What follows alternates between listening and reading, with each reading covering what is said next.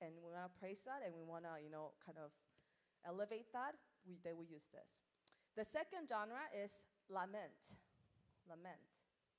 And this is disorientation, when life isn't going well. For example, David has a lot of lament, right? When he's being chased by Saul, when he's being chased by his son Absalom, when he sinned with Bathsheba, he writes a lot of lament. And it is when life, is not going well, there's persecution, there's sickness, there's grief, there's loss.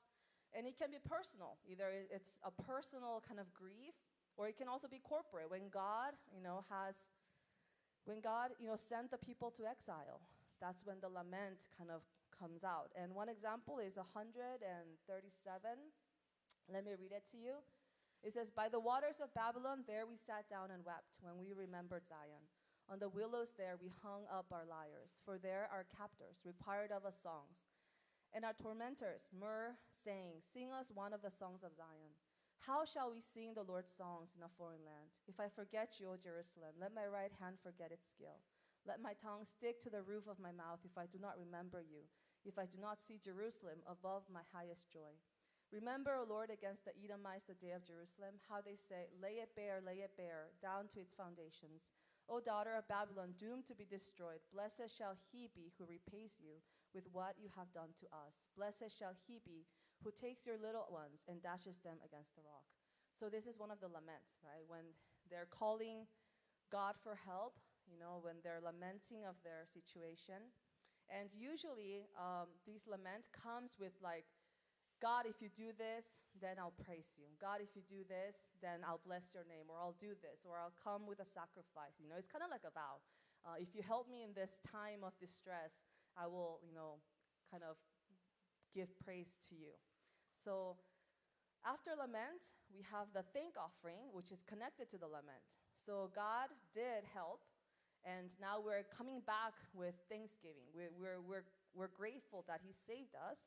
And usually these type of psalms are accompanied when they bring a sacrifice, or when they're keeping their word. When in their time of distress, they said, if you help me, or if you take me out of this situation, I'll praise you, I'll bring you sacrifices, I'll do this. And then when God actually heard that, then we bring a thanksgiving song to God. One example is 116. Let me read it to you, so you kind of get the feel. It says, I love the Lord because He has heard my voice and my pleas for mercy, because He inclined His ear to me. Therefore, I will call on Him as long as I live. The snares of death encompassed me. The pangs of Sheol laid hold on me. I suffered distress and anguish. Then I called on the name of the Lord. O Lord, I pray, deliver my soul. Gracious is the Lord, and righteous our God is merciful. The Lord preserves the simple. When I was brought low, He saved me. Rest, for the Lord has dealt bountifully with you. So this is kind of, you get the feel of these thank offerings. So the book of Psalms is actually very, very helpful to us, because it includes all types of our emotions when it comes to the covenant.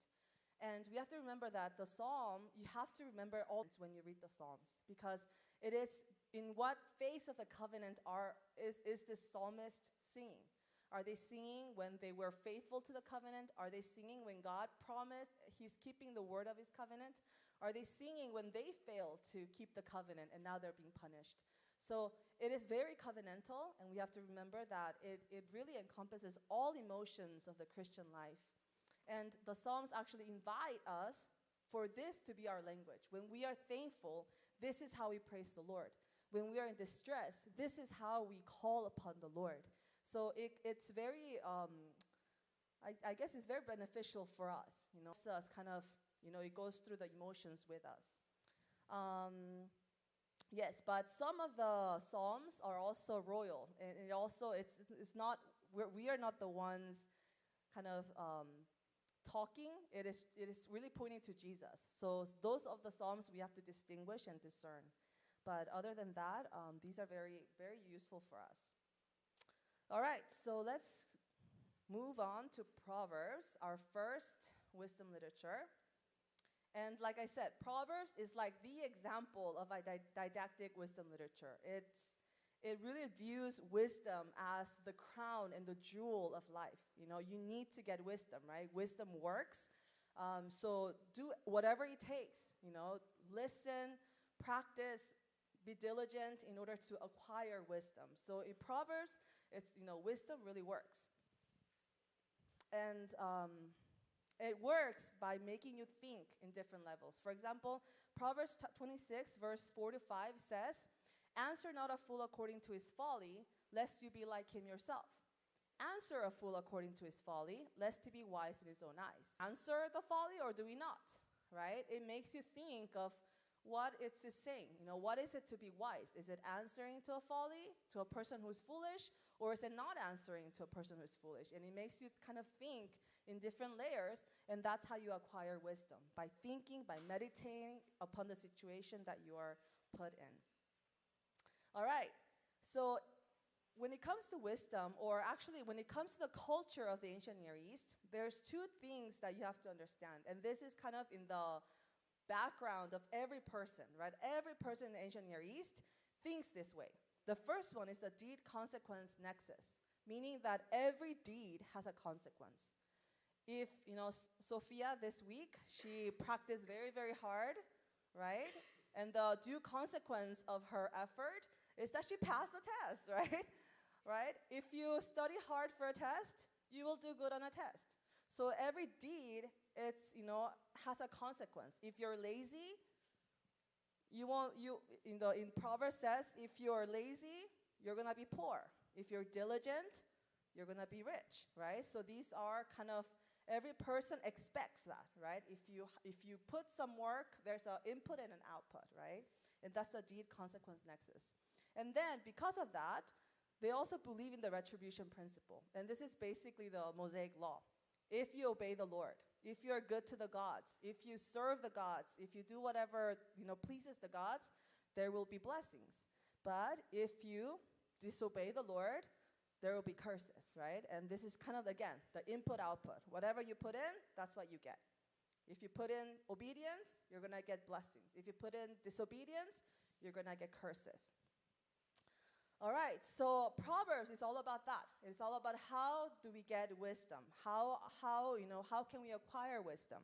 How do we listen, right? And wisdom really requires humility. It requires a humble heart where you're willing to listen to the instructions and you're willing to take your time to think through many different layers of situations. But Proverbs' conclusion is that wisdom works. You know, do your best to acquire wisdom, you know. Wisdom leads to life, folly leads to death. Which one are you going to choose? So that's the traditional wisdom literature. Now Job, the book of Job, takes that Proverbs and twists it and starts twisting it. It starts, you know, kind of dialoguing with this traditional wisdom literature. And one thing that we have to know about the book of Job is that many people think that the book of Job is about this righteous man who suddenly, right, experiences all of these, you know, unfair situations about suffering of life, you know, and it answers why is there suffering in the world. But Job is not about that. Job is not a book that answers the questions, why do bad things happen to good people? It is not a book that answers the vindication of God's goodness in the existence of evil, meaning how can God be good when there's so much evil in the world? Job is not answering that question. And Job is not answering the question, why is there suffering in the world? Like I said, Job is a wisdom literature. Therefore, the key question that Job is answering is, who is wise? Who is wise? Every character in the book of Job claims that they are wise, right? The friends, Job, they all claim, I'm wise. This is wisdom. But the conclusion that we get in the book is that who is wise?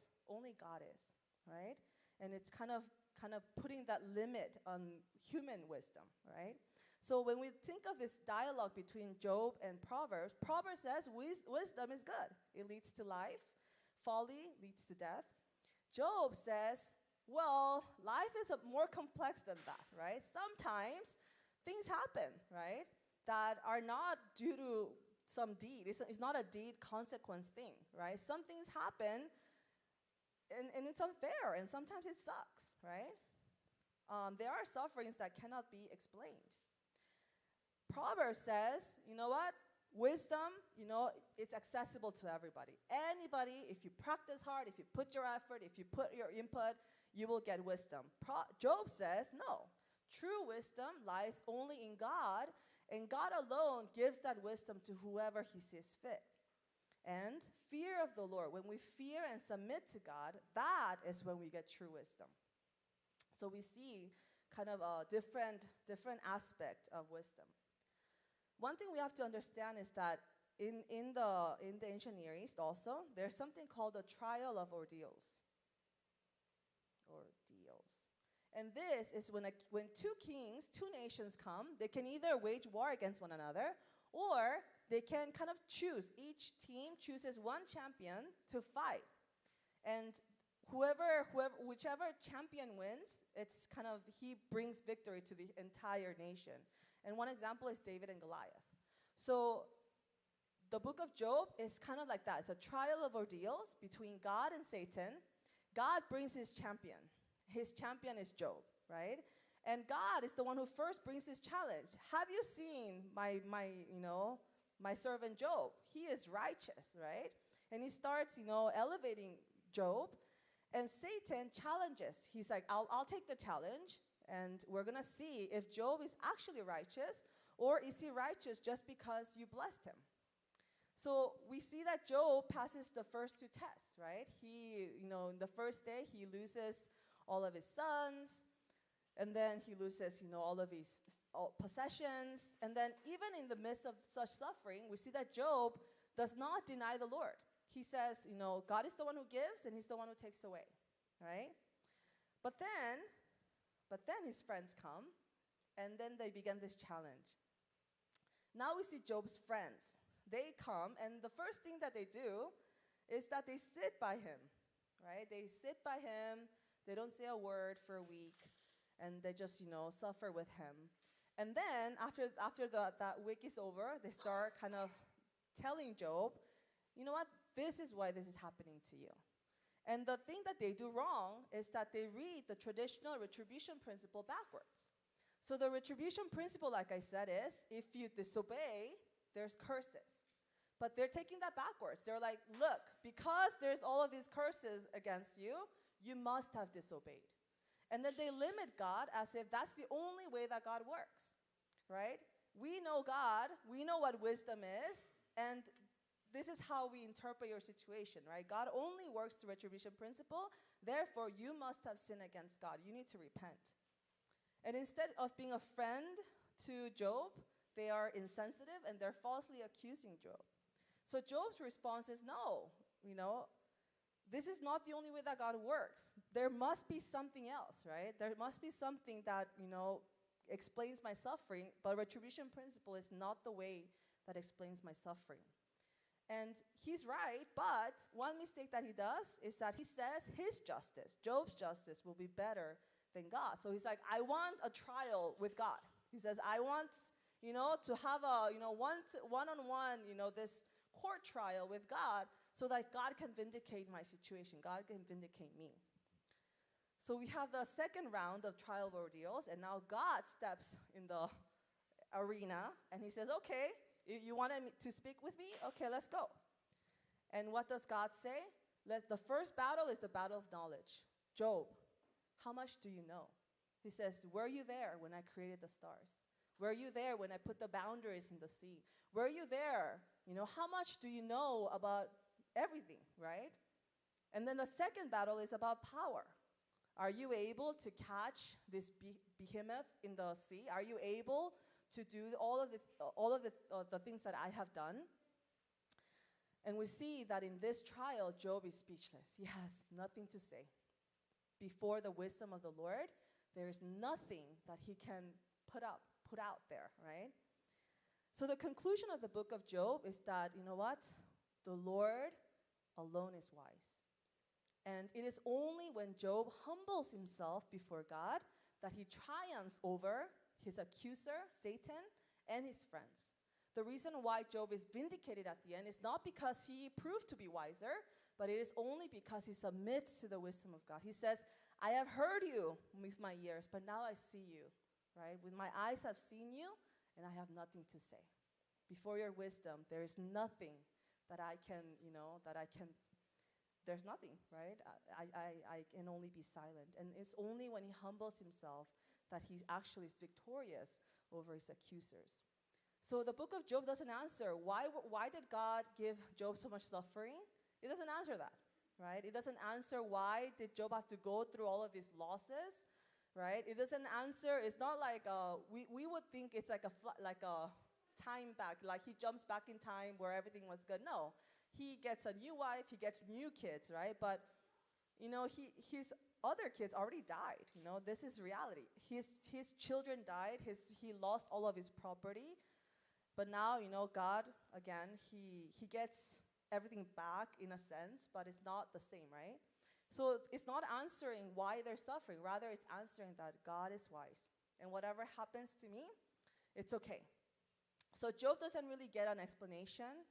God doesn't say, hey, this is what happened. I'm sorry that, this situation happened. There's no explanation, right? And yet Job finds comfort. And he finds relief. He finds consolation and restoration because he submits to God. And he says, I don't know, but I know that you do, right? I don't understand why life sucks or why this happened in my life, but I understand that you are wise and that whatever you bring my way will be good. So that's kind of Job. That's the really key point of Job, right? It is about submitting to God. Hence, Eliphaz, Bildad, and Zophar, they prove to be fools in this sense. And why? Because he submits to the wisdom of God.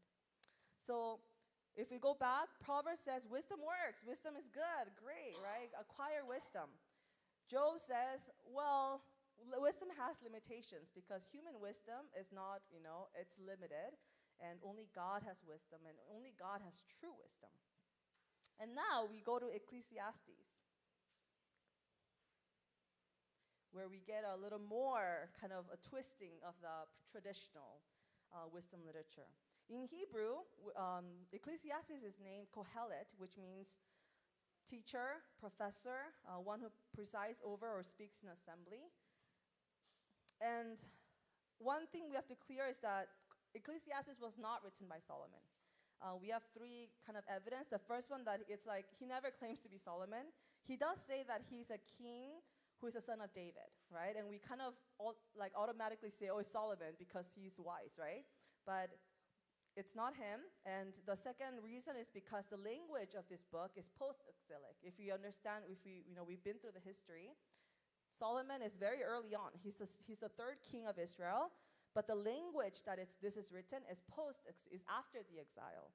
And then we see the culture of Ecclesiastes, it's Persian. So because of these three reasons, we say that it was probably not written by Solomon. Now, the book of Ecclesiastes has one question. It's a quest, right? This author goes on a quest, and he says, in Ecclesiastes 1:13, I applied my heart to seek and to search out by wisdom all that is done under heaven. So he goes on a quest, okay? Let's see the things that are happening under the sun. And the main question is, what profit, what gain is there for man in all his toils by which he toils under the sun? By profit or gain, he's talking about what's a profit that will last the grave. What's something, everything that we do here ends when we die. So what profit is there that we can do that can actually outlive the grave, that can actually last forever? Meaning, is there anything that we can do to earn something that truly lasts forever? And then his conclusion is no, right? Whatever we do, when we die, there's no point. You are wise, you were diligent, you earned a lot of money, you have you accomplish all of your dreams and goals, and you die, and that's it, right?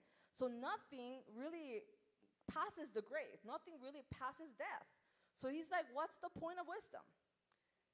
You get all you want through wisdom, but then when you die, there's nothing you can do, right? So that's why he says everything is vanity of vanity, meaning everything's absurdity. It's absurd. And the quality of absurdity is expressed in the tension between a certain reality, something that, what's happening in real life and our expectations don't quite match. We expect that when we put in all of our hard work, we go to college, we get a good job, we get a good retirement, and all of these things will be good for us, but then the reality is that you can die any moment, right? You can die any moment and lose everything that you've been working for, right? So that's why Kohelet takes the issue of deed-consequence nexus and the retribution principle, and he says, you know what, these are useless. What's the point of these things?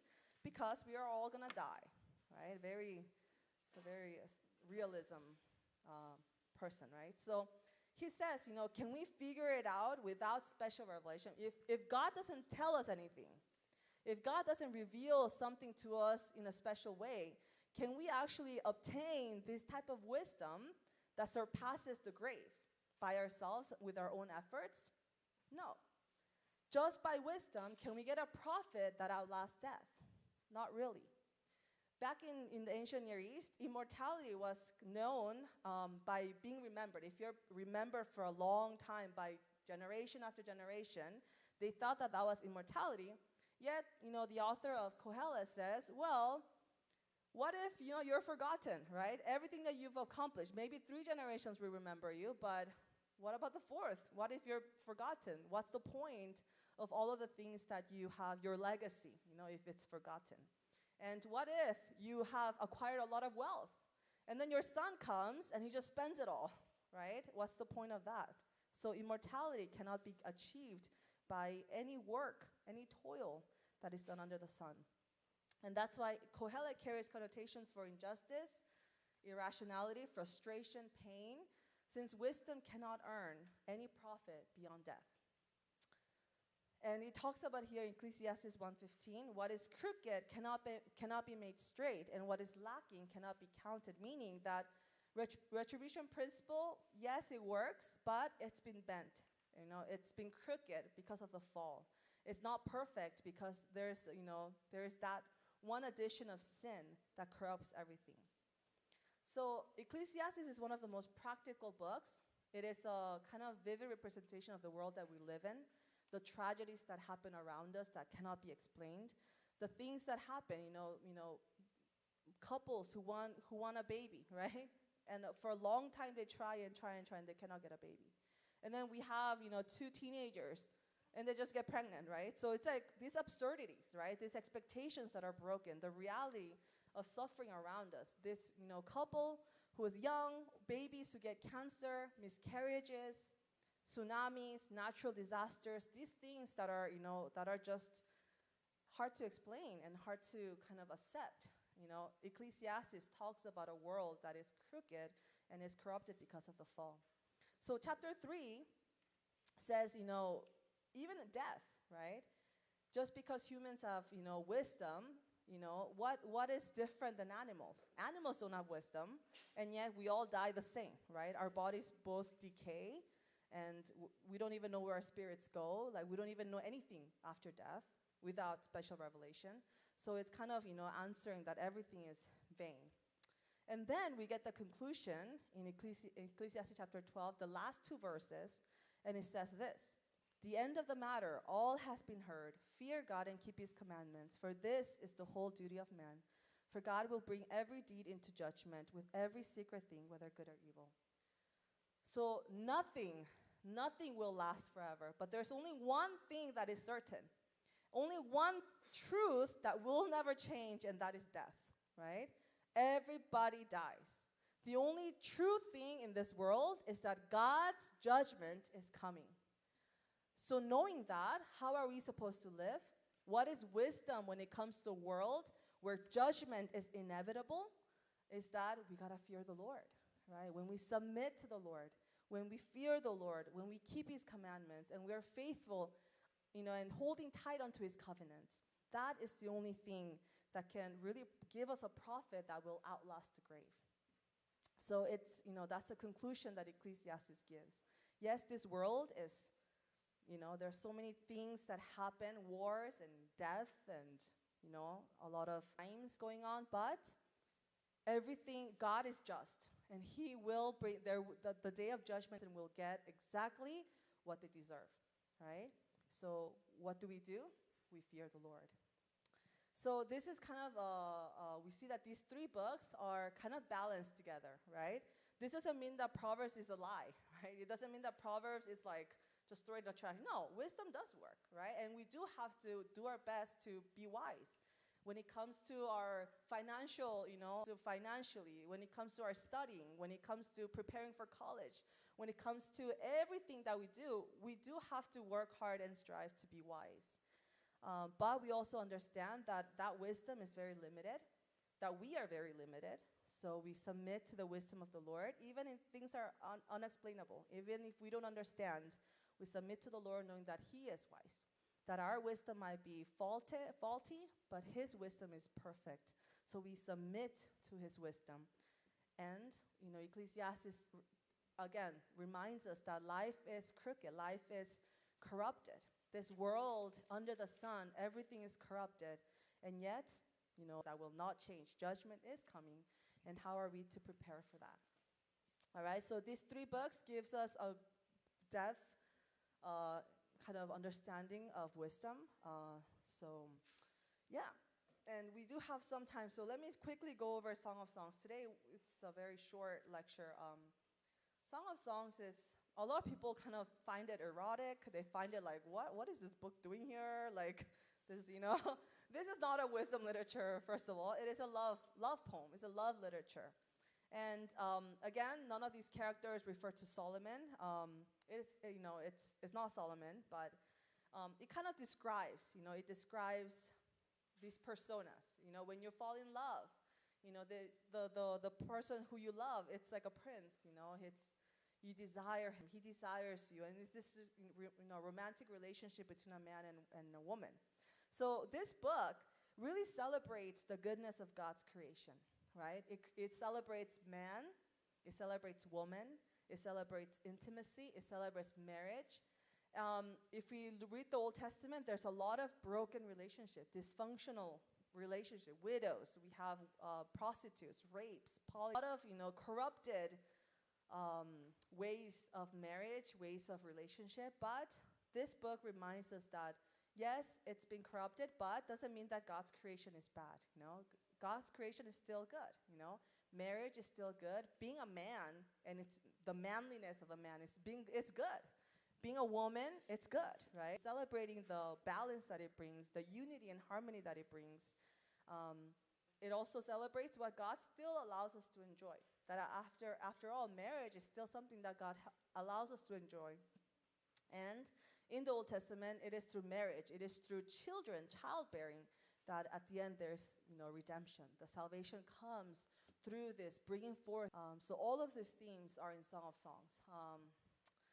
So yes, that's it for that. A little brief kind of run through of what's gonna come. Next week we're gonna talk about. I'm still thinking of how to do it. We do have a lot of content, so I might kind of break it up. But what I want to kind of go through, first of all, is the new covenant. So we've been talking about the Abrahamic grace covenant. We've been talking about Mosaic covenant, Davidic covenant.